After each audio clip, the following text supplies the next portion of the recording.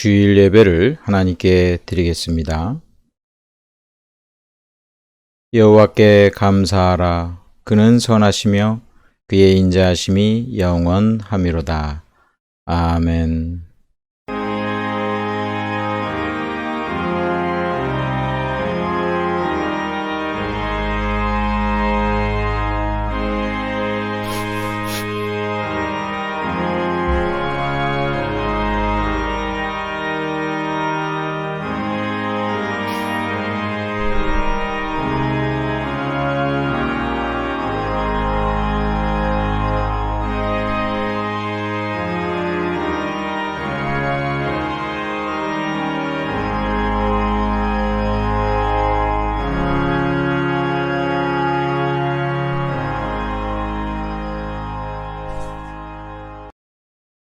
사랑과 은혜가 풍성하신 아버지 하나님, 거룩한 주일 하나님께 예배드리게 하시니 감사를 드립니다.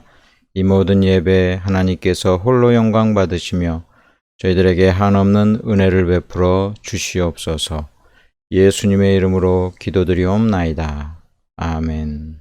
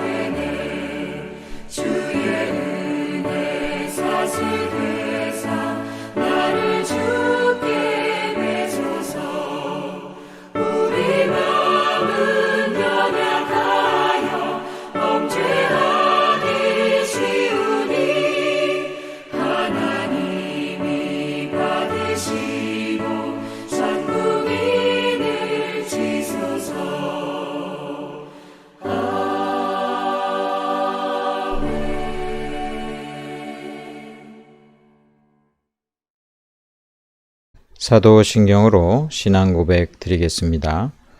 전능하사 천지를 만드신 하나님 아버지를 내가 믿사오며 그 외아들 우리 주 예수 그리스도를 믿사오니 이는 성령으로 잉태하사 동정녀 마리아에게 나시고 본디오 빌라도에게 고난을 받으사 십자가에 못 박혀 죽으시고 장사한 지 사흘 만에 죽은 자 가운데서 다시 살아나시며 하늘에 오르사 전능하신 하나님 우편에 앉아 계시다가 저리로서 산 자와 죽은 자를 심판하러 오시리라. 성령을 믿사오며 거룩한 공예와 성도가 서로 교통하는 것과 죄를 사하여 주시는 것과 몸이 다시 사는 것과 영원히 사는 것을 믿사옵나이다. 아멘. 한 주간 하나님의 은혜 가운데 산 것에 대해서 감사드리고 또 우리의 죄와 허물을 회개할 때에 예수 그리스도의 보혈의 공로 의지하여 회개의 기도를 드리며 우리의 처해진 여러 가지 문제들을 하나님께서 도와달라고 이 시간 다 같이 함께 기도하겠습니다.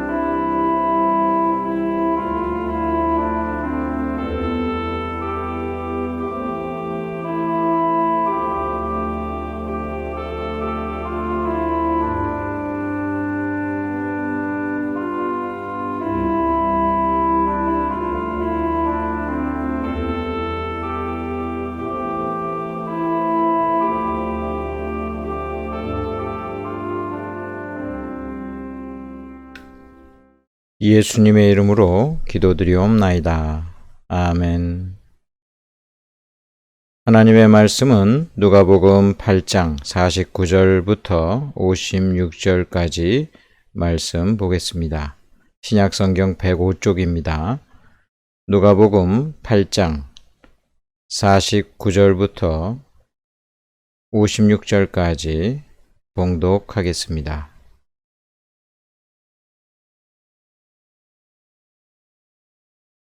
아직 말씀하실 때에 회당장의 집에서 사람이 와서 말하되 당신의 딸이 죽었나이다. 선생님을 더 괴롭게 하지 마소서 하거늘 예수께서 들으시고 이르시되 두려워하지 말고 믿기만 하라. 그리하면 딸이 구원을 얻으리라 하시고 그 집에 이르러 베드로와 요한과 야고보와 아이의 부모 외에는 함께 들어가기를 허락하지 아니하시니라. 모든 사람이 아이를 위하여 울며 통곡하매 예수께서 이르시되 울지 말라. 죽은 것이 아니라 잔다 하시니 그들이 그 죽은 것을 아는 거로 비웃더라. 예수께서 아이의 손을 잡고 불러 이르시되 아이야 일어나라 하시니 그 영이 돌아와 아이가 곧 일어나거늘 예수께서 먹을 것을 주라 명하시니 그 부모가 놀라는지라. 예수께서 경고하사 이 일을 아무에게도 말하지 말라 하시니라. 아멘.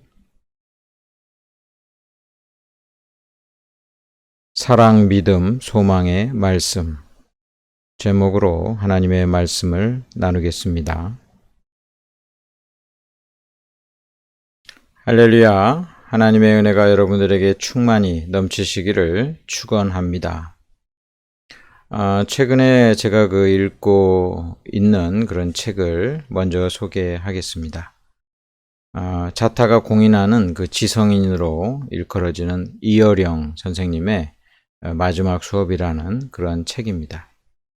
그 이어령 그 선생님이 이제 그 암 투병을 지금 하고 계세요. 그래서 그 가운데 특별히 그 죽음을 모티브로 해가지고 우리에게 그 마지막인 지혜와 지식을 전달해주는 인터뷰 형식의 그런 책입니다. 그 책에서 이어령 선생님이 그런 이야기를 합니다. 이 죽음이라는 것에 대해서 자기가 일생 동안 여러 가지 생각도 하고 묵상도 해왔지만은 다른 사람의 그 죽음을 그 관찰하는 거랑 자신의 그 지금 현 상황이 암을 통해서 지금 투병하고 있잖아요. 죽음 안에서 자신의 지금 경험하고 있는 경험은 차원이 다르다 그런 이야기를 해요. 사실상 죽음하면 우리에게 있어서는 남의 일로 여겨지기 때문에 구체적으로 다가오질 않죠. 내가 정말 이제 살 날이 별로 많지 않다라고 이제 생각이 들면 그것은 완전히 차원이 다를 거예요. 옛날에는 이제 죽음을 훨씬 더 현실적으로 경험할 수 있었다고 합니다. 죽는 사람을 직접 만져보기도 하고, 가까운 사람의 죽음을 직접적으로 체험할 그런 환경이 많은데, 요즘은 그렇지 못할 때가 많이 있어요. 화장을 하고, 그 다음에 전혀 죽음을 최대한 접하지 못하도록, 문화가 발달하면서 죽음을 많이 직접 체험하는 일들이 적어졌습니다. 매스컴에서 사람들이 이제 죽어나가고 이럴 때 사실상 우리가 안타까워는 하지만 내 자신의 죽음과는 차원이 다르게 좀 이제 관찰자의 입장에서 이제 볼 때가 많죠. 만약에 내가 정말 이제 죽게 되었을 때 그때 나는 무엇을 생각하게 될 것인가? 언제나 우리 자신의 죽음을 묵상할 때마다 만약에 하나님이 없었다면, 우리에게 내세가 없다면, 우리에게 부활이 없다면 얼마나 나는 비참하고 그리고 허무함, 인생의 마지막을 보내게 될까, 그런 것을 생각하면서 정말 하나님이 계시다는 거, 그리고 내세가 있다라는 거, 그리고 그 가운데 부활이 있다는 거, 그것이 얼마나 큰 복인가라는 것을 다시 한번 생각하게 됩니다. 저와 여러분이 하나님을 믿고, 그리고 내세를 믿고, 그리고 그 내세에 부활을 해서 영원토록 하나님 나라에서 산다는 것, 이것만큼 우리에게 큰 소망이 없습니다. 오늘 본문에 회당장의 딸이 죽었습니다. 사실상 딸이 죽기 전에 예수님께 이제 도와달라고 요청을 했었죠. 예수님은 능력 많으신 분이니까 지금 죽어가고 있는 이 딸을 어떻게든지 구해 주실 수 있다라는 그런 믿음 안에서 사람도 부르고 이렇게 이제 예수님을 초청했는데, 예수님이 지금 가는 도중에 혈루병을 앓는 그 여인과의 그런 사건도 있고 여러 가지 시간을 보내게 됩니다. 회당장의 상황의 입장에서는 지금 한시가 급한데 시간을 지체되어지는 이 모든 것에 대해서 이해할 수가 없을 것입니다. 그런데 결국 이 회당장의 딸이 죽었어요. 49절에 보니까 예수님이 지금 다른 지금 혈루병 앓는 여인과 대화를 하고 이런 상황에서 집에서 이제 다시 오는 거예요. 당신의 딸이 죽었나이다. 선생님을 더 괴롭게 하지 마소서. 이 회당장이 느꼈을 그런 비극적인 마음은 한층 더 가중되었을 것입니다. 세상에 죽음이 슬프지 않은 죽음은 없어요, 사실. 모든 죽음이 슬프지 않은 죽음이 없는데 어떤 죽음들은 훨씬 더 우리를 슬프게 합니다. 지금 회당장 같은 경우 지금 딸의 죽음이잖아요. 자기 자식이 다음에 어떤 아이의 어떤 죽음, 이 죽음은 굉장히 슬픔이 더 할 수밖에 없어요. 그리고 살릴 수 있는 어떤 기회가 있었는데 결국은 예수님이 오지 않음으로 말미암아 이 기회를 놓쳤단 말이에요. 너무 안타깝죠. 안타까워요. 그리고 이제 딸이 죽은 상태니까 이제 더 이상 할 게 없어요. 얼마나 비극적인지 모릅니다.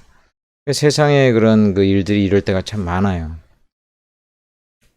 어떤 문제가 발생할 때 그 문제 자체도 참 슬픈데 그 문제를 어떤 일어난 그런 맥락이 우리를 굉장히 슬프게 해요. 참 그냥 죽어도 슬픈데 참 안타까운 죽음이 있어요. 어떤 후회스러운 죽음이 있어요. 거기 가지 않았더라면, 그 일을 하지 않았더라면, 내가 이렇게 하지 않았더라면 이 후회가 따르는 모든 그런 죽음이 있어요. 그래서 한층 더 우리를 굉장히 슬프게 합니다. 어떤 문제들에 대해서 우리가 이런 후회스러운 마음과 슬픔의 마음이 가득하지만 이 어떤 그 일이 벌어지는 데 있어서의 어떤 상황, 그 모든 것이 사실은 또 하나님의 큰 섭리 가운데 있다라는 것을 우리 믿음의 사람들은 믿어야 됩니다. 하나님의 어떤 섭리가 있다. 물론 인간의 실수나 여러 가지 후회스러운 일들이 존재하죠. 근데 그것과는 또한 다른 차원의 하나님의 큰 섭리가 있다라는 것을 이 믿는 사람들은 일단은 믿고 이 모든 문제를 바라보아야 합니다. 이런 굉장히 그 슬픈 상황에서 주님께서 우리에게 들려주시는 오늘 이 말씀 딱 세 마디, 이 세 마디를 우리가 기억해야 됩니다. 첫째는 두려워 말라. 둘째는 믿기만 하라. 셋째는 구원을 얻으리라. 이 세 가지 말씀은 우리에게 있어서 믿음, 소망, 사랑의 그런 말씀처럼 이 세상을 살아가는 저와 여러분에게 큰 위로가 되는 말씀이 됩니다. 첫째, 예수님께서는 두려워하지 말아라 그렇게 이야기했어요.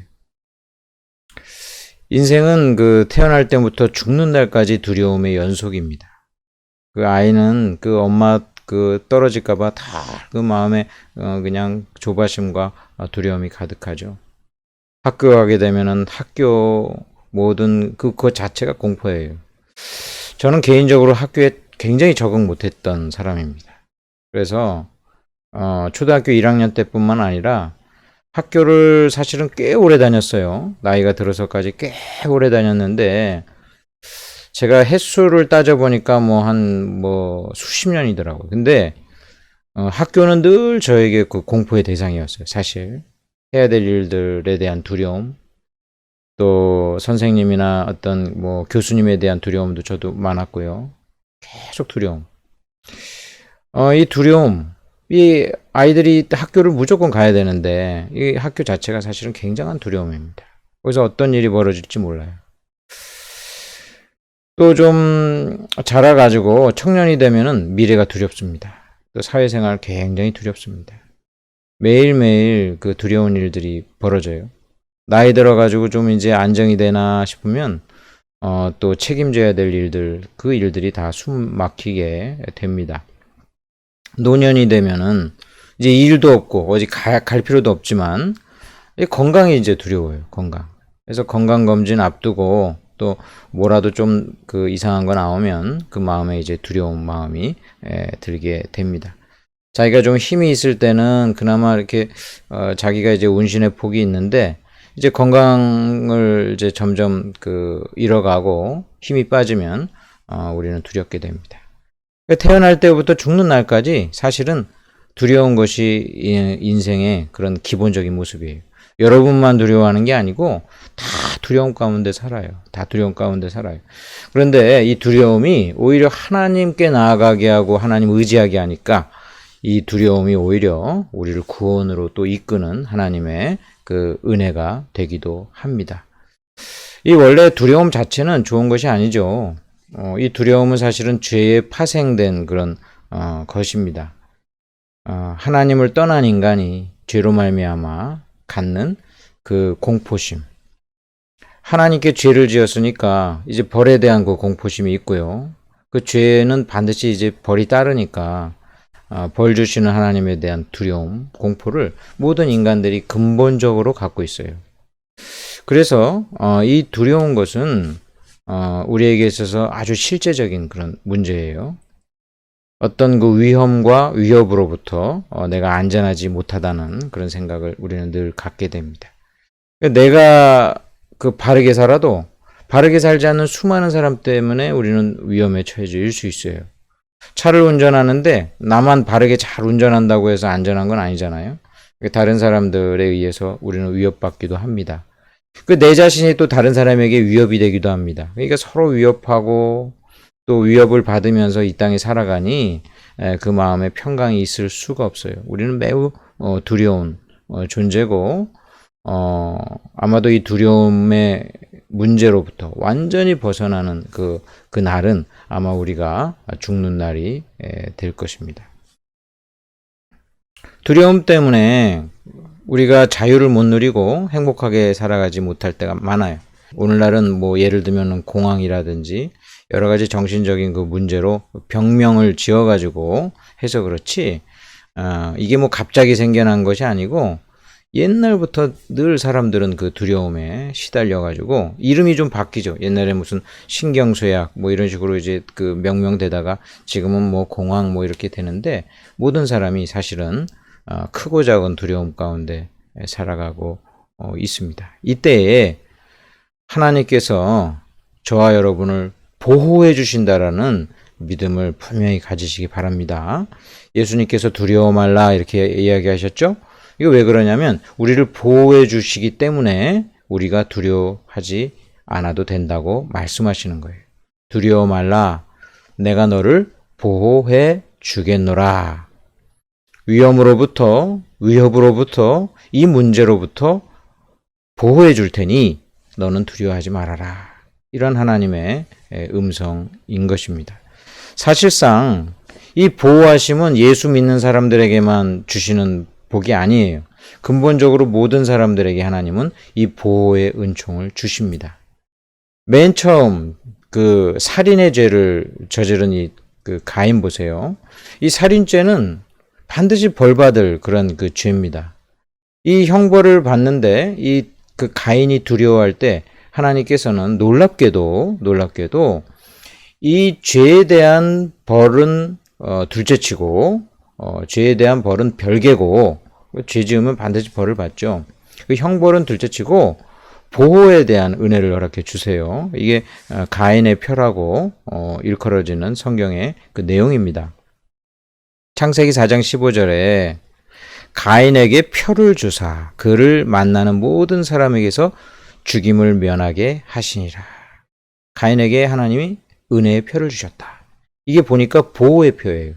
이 표가 어떤 형태인지는 우리는 알 수 없지만 중요한 사실은 하나님은 이러한 죄인에게조차도 근본적인 그런 그 인권과 그리고 보호의 그런 은혜를 허락해 주신다라는 것입니다. 그렇다고 해서 가인이 뭐 벌에 전혀 벌을 안 받고 그냥 무죄 방면됐다 이런 의미는 아니에요.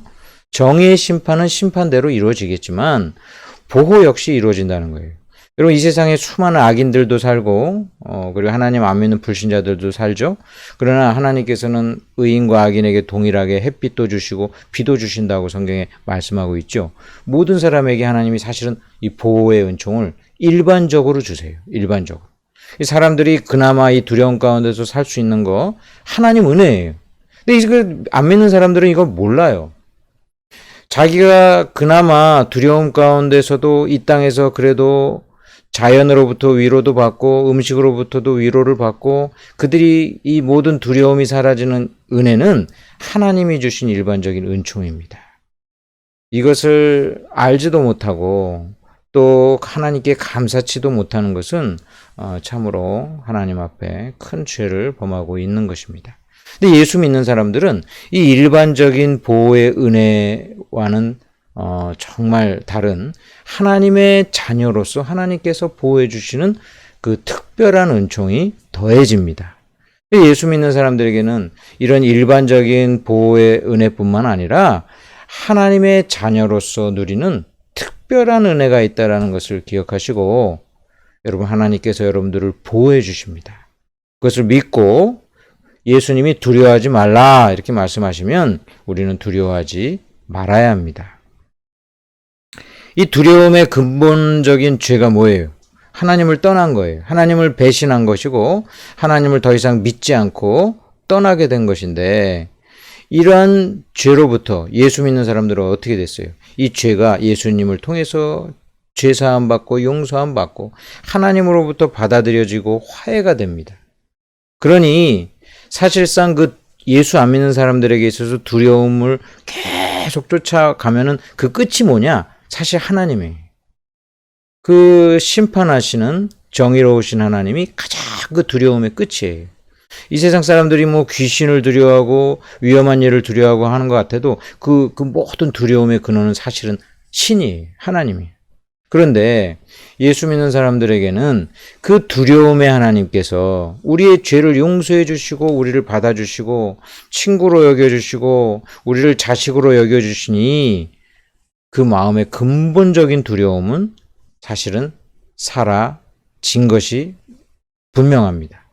그러나 우리가 육신을 입고 있기 때문에 여전히 이 죄의 그 모든 책임감이 사라졌다 할지라도 그 죄의 영향력 아래 살기 때문에 우리가 이 땅에서 수시로 두려워요. 그러나 여러분 기억하십시오. 그 두려움의 근원이신 하나님께서는 우리를 용서해 주시고 받아주셨으니, 그리고 우리를 하나님께서는 지켜 보호해 주시니 저와 여러분은 두려움으로부터 해방되시기를 주의 이름으로 축원합니다. 하나님이 보호하시니 두려워하지 마시기 바랍니다. 또한 본문에 예수님께서는 이 사람들에게 울지 말라고 그랬어요. 지금 울 수밖에 없는 상황이잖아요. 아이가 죽었잖아요. 안타깝게 죽었잖아요. 예수님의 도움도 못 받고 죽었어요. 그런데 예수님이 울지 말라고 한 이유는 아이가 살아날 것을 아시기 때문에 그런 말씀을 하셨습니다. 실제로 아이는 죽었습니다. 그런데 예수님께서는 이 아이가 죽은 것이 아니라 잔다 이렇게 이야기하셨어요.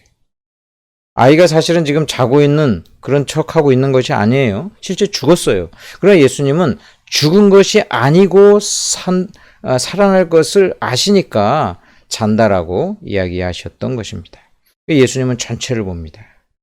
우리는 그 부분만 보기 때문에 그 슬픔 그 가운데 빠져가지고 헤어나오지를 못해요. 그게 인간적인 거죠. 그러나 예수님은 전체를 봅니다. 이 전체 맥락 안에서 그 슬픈 그 일과 사건을 보시니까 우리랑 보는 눈이 달라요.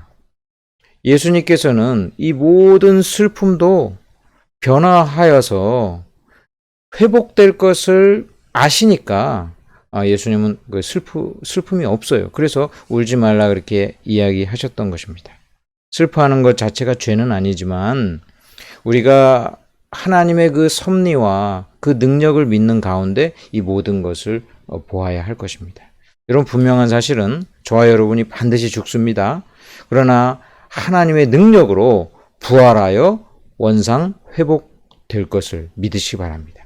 그 원상 회복은 원래대로의 그 몸으로의 변화가 아니라 천국에서 영원히 살 수 있는 그러한 신령한 몸으로 육체로 변화될 것임을 분명하게 믿고 그것을 바라보니까 우리 하나님이 보실 때는 이게 슬픈 게 아니에요. 우리 인간으로 볼 땐 죽음은 끝이고 슬픔인데 하나님의 눈으로 볼 때는 이것은 그냥 과정일 뿐이니까 슬픔이 없는 거예요. 저와 여러분이 슬퍼할 땐 슬퍼해야 되겠지만 이러한 하나님의 그 능력을 믿고 우리는 두려워하지 말고 우리는 죽음이 끝이 아니고 그리고 신령한 몸으로 지음받는 그 부활을 바라보면서 우리가 나아가야 될 줄 믿습니다. 욜로족이라는 말이 있죠. 욜로족. 이 욜로족이라는 말. 당신은 단 한 번의 생을 갖고 있다. 그런 말이 이제 들어있잖아요. 그러니까 당신의 인생은 단 한 번뿐이니까 이 현실을 좀 즐기자. 이런 그 철학을 가진 그런 생각을 욜로족이라고 합니다. 그러니까 욜로족을 가진 사람들은 그냥 어느 때는 작은 일에도 물론 즐거워하면 참 좋은 그런 철학이긴 한데 어느 때는 엄청 값비싼 걸 갖다가 그냥 자기 형편에도 안 맞는데 막 돈을 써요. 왜 그러냐 이제 보면은 내 단 하나뿐인 인생을 이렇게 살 수 없다. 그러니까 자기 분수에도 안 맞은 막 그런 사치품을 한 번에 사기도 하는 문제를 낳습니다. 욜로족의 그런 어떤 철학의 일부는 긍정적인 부분이 있어요. 현실을 즐겁게 살고 행복하게 살고 다 좋아요. 그런데 이 욜로족의 그 생각에는 그 한계가 있어요.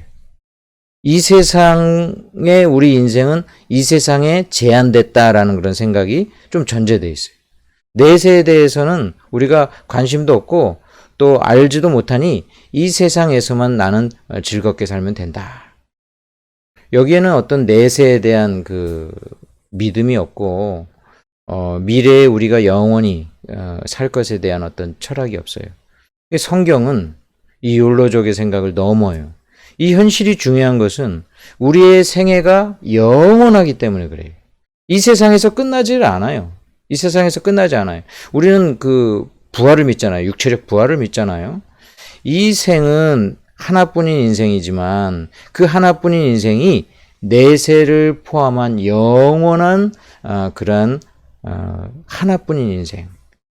하나님의 그런 그 능력 안에서 우리 생애를 바라보기 때문에 이 세상에 그 좋게 가지고 막 안달하지는 않는다는 것입니다. 이 생에서 이제 내세로 넘어가면 우리는 영원히 하나님과 거하게 될 것이고 우리의 영원한 생을 통해서 그 바라볼 때에 하나님께서는 능력 많으신 그런 분이심을 아시고 이 세상의 모든 문제들이 다 극복될 것이고 죽음이 극복될 것이고 병든 것이 다 극복될 것이고 하나님께서는 영원한 생을 내게 허락해 주신다. 이 사실을 믿고 두려워하지 마시기를 주님의 이름으로 축원합니다. 두려워하지 말라는 이 말씀은 결국은 내가 너를 사랑한다라는 그런 말씀이에요. 내가 사랑하기 때문에 너의 죄를 사하고 너를 자녀 삼고 너를 보호해 줄 것이며 너를 영원히 살게 할 것이며 영원히 하나님 나라 안에서 복락을 누리면서 살게 해 주시겠다는 말씀이에요. 그래서 이 두려워하지 말라는 것은 내가 너를 사랑하니까 그 마음에 있는 모든 두려움을 없애라. 두려워할 필요가 없다. 주님의 그 사랑의 말씀임을 우리가 기억해야 될 줄 믿습니다. 자, 두 번째는 믿기만 하라 이렇게 말씀하셨어요. 믿기만 하라. 하나님께서 이 모든 것을 우리에게 주실 것, 하나님이 계신 것과 하나님이 모든 것을 우리에게 행사하실 것에 대해서 믿으라. 받아들이고 또 하나님을 신뢰하고 또 이제 따르라. 이렇게 이야기를 해 주십니다. 예수님께서 울고 통곡하는 사람들에게 울지 말라 죽은 것이 아니라 잔다 하시니 사람들의 반응이 어땠어요? 53절에 그들이 그 죽은 것을 아는 고로 비웃더라. 하나님을 안 믿는 사람들의 그 반응은 이 두 가지로 이제 나타나고 있어요. 첫째, 통곡하였다. 죽음은 끝이거든요. 이 사람들은 내세 안 믿어요. 하나님도 안 믿어요. 부활도 안 믿어요. 죽음은 끝이에요. 그러니까 너무나 슬픈 거예요. 이 세상에 죽음만큼 슬픈 게 어디 있어요, 사실. 이 세상에 죽음만큼 어처구니 없고 허무한 게 어디 있어요. 모든 사람이 아무리 화려해도 다 먼지로 돌아가는데 너무나 통탄하는 것입니다. 그러니까 통곡합니다, 통곡. 첫째 반응이 통곡이고 두 번째가 무엇입니까? 비웃는 거예요, 비웃음. 경멸. 이 허무한 세상을 향해서 정말 너무나 분노가 나오면서 경멸의 그런 마음이 나오는 게 되는 거죠. 정말 막 욕이 나오는 거예요. 욕이 나오는 거예요. 하나님도 안 계시고 이 죽음의 슬픔의 현실을 바라볼 때 결국은 그들이 아주 이 세상에 대해서 냉소적인 그런 그 시각만이 남는 것입니다. 이 슬픔과 비웃음, 이 모든 것은 다 하나님을 믿지 않는 그러한 그 모습 때문입니다. 사람들은 눈에 보이는 것을 믿고 눈에 보이지 않는 것을 잘 안 믿으려고 해요. 하나님 눈에 보이지 않아요. 그러니까 하나님을 믿지 않고 하나님의 모든 말씀도 믿지 않으니까 슬픔과 비웃음만 남게 됩니다. 근데 사실 세상 사람들도 알다시피 가치 있는 것은 사실 눈에 잘 보이지 않아요. 자유가 눈에 보입니까? 그러나 자유라는 것이 있다라는 것을 믿고 그리고 그 자유를 향해서 우리가 어떤 희생을 통해서라도 자유를 쟁취하자 이렇게 나가는 거 아니에요? 사랑이 눈에 보여요? 그러나 우리는 하루라도 사랑하지 않고는 살 수가 없는 존재예요. 이런 정신적인 가치도 그러한데 영적인 가치도 마찬가지예요. 기도하는 거, 하나님께 기도하는 것 눈에 보이지 않습니다. 그러나 이 기도가 하나님에게 실제로 그 상달되는 것을 사도 요한은 그가 보았습니다. 요한계시록에 보면은 성도들이 막 기도를 하는데 이 기도가 향이 가득한 금 대접을 가졌으니 이 향은 성도의 기도드리라. 하나님께 이 기도가요 그 쟁반에, 금쟁반에 있는 향처럼 이게 받쳐지는 것이 시각적으로 이제 보게 되는 거예요. 요한계시록은 물론 상징의 그런 언어로 쓰였지만 우리의 기도가 눈에 보이지 않아도 이게 실제적으로 하나님께 상달되고 있다는 것을 이 사도 요한은 보았고 믿었습니다. 여러분, 저와 여러분에게 있어서 영적인 이러한 가치, 기도하는 거, 또 하나님의 계신 거, 또 하나님 우리의 기도를 들으시는 거, 이것이 실제라는 것을 우리는 믿습니다. 그러니까 이것을 믿으니까 우리가 기도하고, 그리고 이 기도하는 것이 참 가치가 있다고 생각하니까 또 기도하고, 그 가치대로 이 기도는 역사하여서 실제적인 능력으로 나타나게 되는 것입니다. 믿음도 마찬가지예요. 믿음이라는 것이 그 실체가 눈에 보이지 않아도 이 믿음은 실제적으로 하나님의 그 은혜를 받아들이는 그러한 그 수용기관으로서 하나님의 그 은혜로운 말씀을 우리가 믿을 때 우리 마음밭에 심겨지고 그것을 통해서 우리 영혼이 구원되는 아주 실체가 있는 그런 것입니다. 단지 눈에 보이지 않아도 이 믿음이 실제로 있고 이 믿음을 통해서 우리가 구원받는다는 것을 우리는 분명히 압니다. 그런데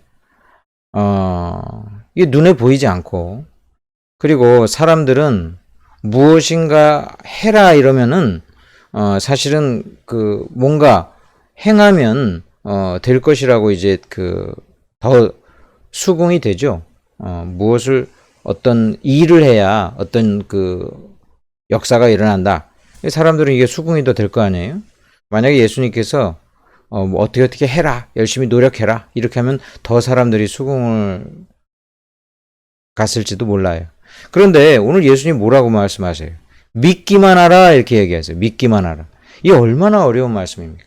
믿기만 하라.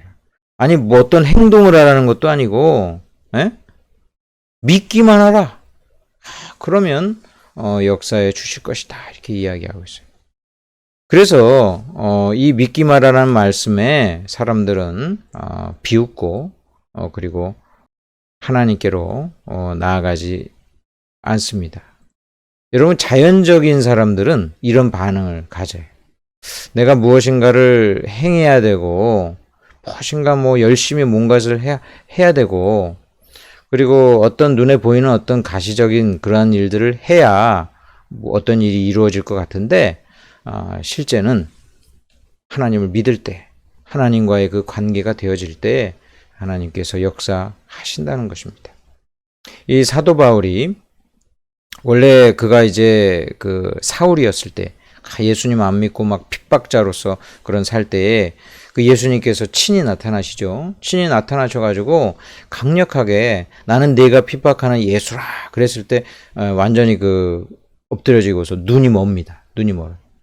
그때 이제 하나님께서 인도해 주셔가지고 아나니아라는 선지자에게로 가죠.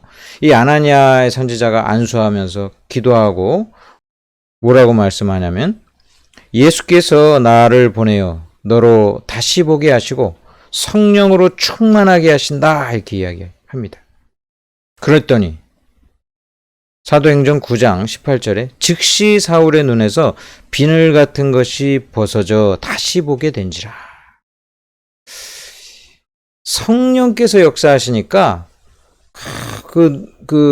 맨 처음에 그 육신의 눈은 탁 감춰지고, 그리고 눈에 비늘 같은 것이 벗겨져서 영의 눈이 확 띄어지니까 이제는 보이는 거예요. 그 이전에 보이지 않았던 것이 보이는데 믿음의 눈으로 이제 보니까 하나님이 계시고 성령님이 계시고 예수님이 부활하셨고 이게 다 보이는 거예요. 여러분, 육신을 가진 사람들은 이 육신의 눈을 탁 닫고 성령께서 눈을 이렇게 열려주지 않으면 절대로 하나님 안 믿습니다. 절대로 하나님 안 믿어요. 예수님을 만났던 사람들도 예수님 안 믿었어요. 성령께서 역사하셔가지고 그 눈에 그 비늘 같은 거 확 벗기면 그가 그때서야 이제 믿음의 눈으로 하나님을 보게 되는 것입니다. 예수님을 어떻게 믿게 되는가? 참 방법이 있다면 믿음을 달라고 기도해야 돼요. 믿음을 달라고 기도해야 돼요. 믿음을 달라고 기도하고, 제일 중요한 것은 성령께서 역사하지 않으면 그 사람이 절대로 그의 그 영적인 눈을 펼쳐서 하나님을 볼 수 없으니까 성령께서 역사하셔야 그가 믿게 되는 것입니다. 여러분, 우리가 하나님을 믿게 되었다면 참 하나님께서 은혜를 주셔서 성령의 역사로 우리 눈이 열려가지고 믿게 되었다는 사실 믿으시기 바랍니다. 이 얼마나 감사한 일이에요. 얼마나 감사한 일이에요. 예수님이 믿기만 하라 했을 때 정말 그 마음에 아멘하고 믿을 수 있는 사람, 그 사람 여러분들이 되시기를 바라고 믿음을 달라고 간구하시기를 주님의 이름으로 축원합니다. 성령께서 여러분들의 눈을 열어주시리라 믿습니다. 세 번째 예수님의 말씀은 구원을 얻으리라 이 말씀이에요. 구원을 얻으리라. 두려워 말고 믿기만 하면 구원을 얻으리라. 이게 바로 믿음, 소망, 사랑이에요. 이 두려워하지 말라라는 것은 하나님이 우리를 향한 그 사랑의 말씀이고, 사랑하니 두려워하지 말라. 믿기만 하면 이게 믿음이고, 그리고 구원을 얻으리라. 이 구원이 바로 소망입니다. 그래서 믿음, 소망, 사랑 이 세 가지는 항상 있을 것이다 말씀하셨는데, 오늘 이 말씀이 믿음, 소망, 사랑을 이 순서를 좀 바꾼 거예요. 두려워 말라, 믿기만 하라, 구원을 얻으리라. 하나님께서 궁극적으로 우리에게 주시고자 하시는 것이 바로 이 구원입니다. 여기서 예수님께서 달리다 쿰 하고 이제 말씀하시죠. 아이여 일어나라 하니까 아이가 이제 즉시 일어나서 살게 되어서 먹을 것을 주라 하니까 이제 먹고 거기 있는 모든 부모들이 이제 놀라게 되는데, 여기서의 구원은 사실상 아이가 살아나는 것을 직접적으로는 의미해요. 그러나 궁극적으로는 하나님이 정말 이루시려는 구원은 바로 예수님 믿고 영생을 얻는 그 구원이에요. 이 아이도 결국은 죽잖아요. 그러나 정말 중요한 것은 예수님 믿고 영생을 얻는 바로 그 구원입니다. 구원. 이 땅에서는 우리가 하나님께 기도하면 하나님이 보호해 주시고 구원해 주시고 문제를 해결해 주시고 이런 그 구원들을 경험해요. 이 구원들이 경험하다가 최종적인 구원, 바로 죽고 부활을 통해 하나님과 영원히 하나님 나라에서 사는 그 구원, 그 구원이 바로 진짜 구원인데, 그 구원을 하나님께서는 우리에게 주시기를 원하십니다. 여러분, 이 아이도 결국은 죽잖아요. 그래서 우리가 우리 기도대로 되지 않는다 할지라도, 우리 기도대로 병이 고쳐지지 않았을지라도 하나님께 우리가 정말 감사할 수 있는 것은 하나님께서는 가장 큰 구원을 우리에게 주시기를 기뻐하시고 믿는 자에게 그 구원을 주신다는 것입니다. 저와 여러분에게는 영생함이 있다는 것을 기억하시면서 하나님께 믿음으로 나아가시기를 간절히 바랍니다. 예수님께서는 이 일을 아무에게도 말하지 말라 그런 경고하셨어요. 예수님의 그 공생애를 통해서 더 많은 사역을 펼쳐야 되는데 이 죽음에서 구원을 얻게 한 이 사건을 통해서 오히려 걸림돌이 될까 봐 아마도 그렇게 하신 것으로 여겨집니다. 사람들은 죽었던 사람이 살아난 것에 더 초점을 맞춰가지고 열광할 거 아니에요. 예수님이 참 메시아시고 구원자이시고 예수님을 통해서 죄사함 받고 하나님의 나라, 그 나라 백성 되는 것이 더 중요한 것인데, 사람들의 그런 아주 얄팍한 그런 열광에 오히려 복음 사역이 반대될까 봐 예수님께서는 이렇게 절제하도록 하셨던 것으로 여겨집니다. 여기 오늘 본문에 보면은 이 일을 아무에게도 말하지 말라 이렇게 이야기하시면서 매우 소수의 사람들, 믿음의 사람들, 그리고 믿음으로 나아가야 될 당사자들에게만 이러한 놀라운 경험을 얻도록 하신 것을 보게 됩니다. 오늘 본문에 보면은 모든 제자들도 아니에요. 베드로, 요한, 야고보, 그리고 아이의 부모, 그리고 아이만 이러한 놀라운 은혜를 체험하게 된 것입니다. 하나님의 놀라운 역사, 두려워하지 말고 믿기만 하고 구원을 얻는 이 역사는 보편적인 은혜가 아니에요. 모든 사람이 경험하는 은혜가 아니에요. 하나님으로부터 이 은혜를 경험하면서 사랑과 믿음과 소망에 그러한 놀라운 은혜를 누리는 그러한 소수가 바로 여러분이 되시기를 주님의 이름으로 축원합니다. 기도하겠습니다.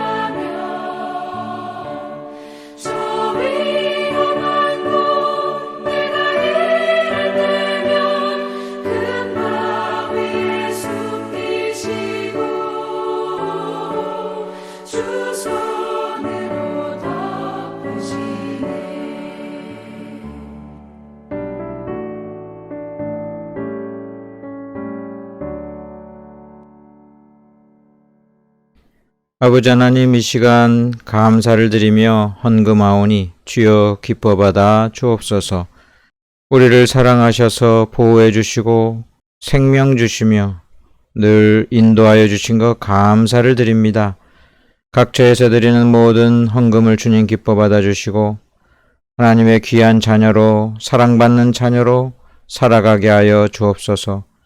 험한 세상 가운데 주님 주시는 사랑과 믿음과 소망 가지고 살아가게 하시며 육신의 연약한 부분들을 어루만져 주셔서 고쳐주시고 깨끗게 하시고 낫게 하시며 더욱 아버지 하나님 영광 올려드리는 귀한 삶을 사는 인생들 되게 하여 주시옵소서. 하나님 앞에 간구하는 것마다 응답하여 주시고 주께서 함께하여 주옵소서. 감사드리며 예수님의 이름으로 기도드리옵나이다. 아멘. 축도하겠습니다. 지금은 우리 주 예수 그리스도의 은혜와 아버지 하나님의 크신 사랑과 성령님의 위로교통 충만하신 은혜가 하나님 아버지의 사랑과 은혜를 믿으며 나아가기 원하는 주의 거룩한 성도들 한 명 한 명 위에, 각처에서 예배드리는 모든 자들 위에, 구원받아야 될 자들 위에 이제로부터 영원토록 함께 있을지어다. 아멘.